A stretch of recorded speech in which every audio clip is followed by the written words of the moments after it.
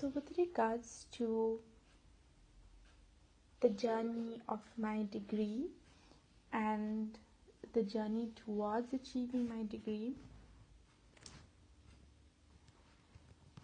I would say that during the first 1.5 years, I was working, and whilst working, I worked in an environment that was not relevant to what I was studying. It was more physical work, it was more um, on the opposite end of business and accounting and things that are office related. So, being in that work environment and coming home towards studying,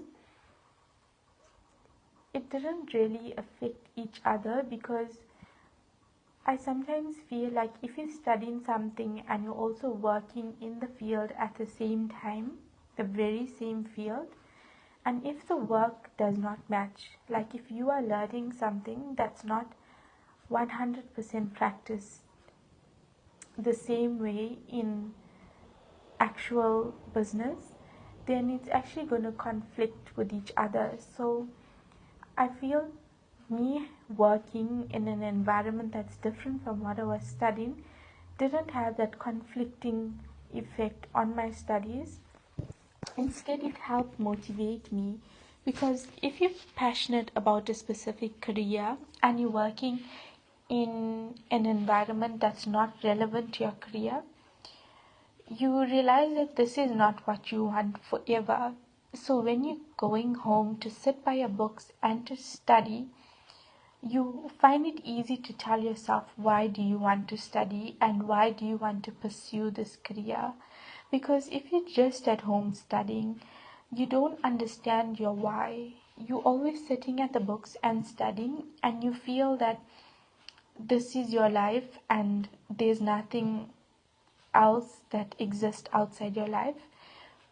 So you can take your time with it. Whereas if you put yourself on death ground, and if you use the so-called death ground strategy, it enables you to remain motivated, to have that fire burning, to have that spark always, and to continue pushing yourself. So it's very important to involve yourself in something that you're not absolutely passionate about while you're doing something you're passionate about, so that your passion can be driven and it can be streamlined. Because if you're going to do things that you are only passionate about, you're going to eventually lose momentum. Even though you're going to be getting somewhere, you're going to get there much slower, because you don't really know the other side to it. You don't know the side where you're not passionate about, because you've only been focusing on your passions. So I would say that the build up whilst working and studying really assisted me towards doing well in my first year. I always feel I could have done better. I could have put in more hours. I always feel there was more to achieve, but I am happy with my first year results.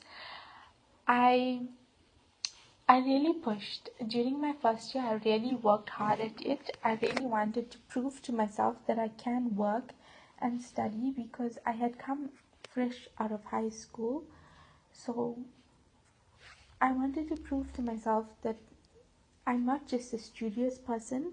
I can also work. I can also do the things that working people do, like being punctual, working under time pressure, like time management, being able to exhibit customer service, just doing everything that what a working person would do, as well as studying.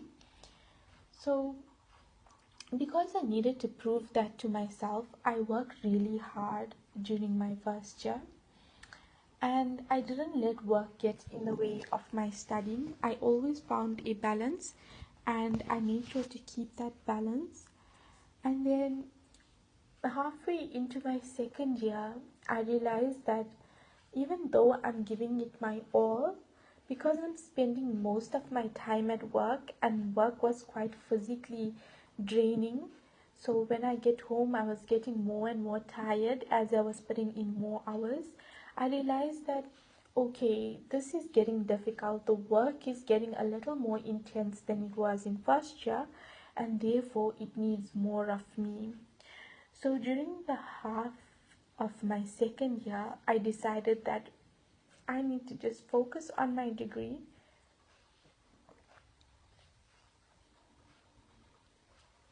and I need to give it my all because it's almost there, the end is almost in sight.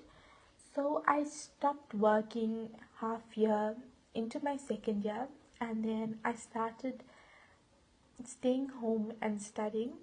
I can say that my results did take a bit of a drop, which I was surprised because I was giving it most of my time. But as I said in the beginning, I think it was because of the fact that I wasn't on dead ground. I was more comfortable, and therefore my results weren't a reflection of my 100% hard work. I think I was taking things more easier and more casually because I knew that I had more time on my hands. Yes, I did pass, but was it my best results? No. I definitely feel that I could have shown more of my potential had I been giving it more of my time, given that I had more time. I think my results were better while I was studying because I was pushing to complete everything in a short space of time so that I have time to study, and that's how I managed to cover all the content faster. So when I stopped working, I had more time, so I knew that I had sufficient time to cover the content, so I would take things more lighter and more easier. Had I not done that, I would have had more time to do practice questions and to practice more and get even better at my second year. So that's definitely my downfall. And I would say that in my third year, there was quite a lot of turbulence around me. There were some things that I was going through which made it even more difficult. I would say my third year of my degree was the hardest, not with regards to the content, but with regards to what was happening in my own life. And yeah, it's definitely something that I ponder over. But I'm actually quite glad that regardless of what was happening around me, I was still able to push through and to pass okay, not to scrape a pass, to pass like okay, like an average pass. So I'm happy with that. I think studying via correspondence, it shows you a lot about yourself. It shows you what you can do, and there's so much you learn in the process that cannot be taught in a book. You learn a lot about your character, your discipline. You learn about the person who's inside your mind. Like, you learn about the innermost parts of you. You learn what ticks you, what makes you happy. You learn about what motivates you, what demotivates you. You learn about your own time management, your own wishes, your commitment. There's so many things that you learn about when you just take the time to study on your own and just sit with yourself.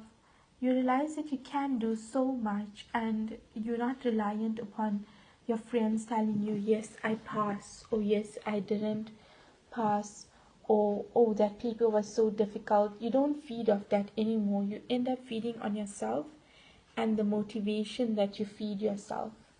You no longer relies on you no longer rely on the rest of the class failing and then blaming the whole syllabus instead of just blaming yourself.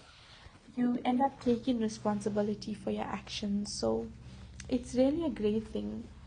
I think everyone should at least try 1 year of studying via correspondence, and in that 1 year, you would definitely learn a lot about yourself.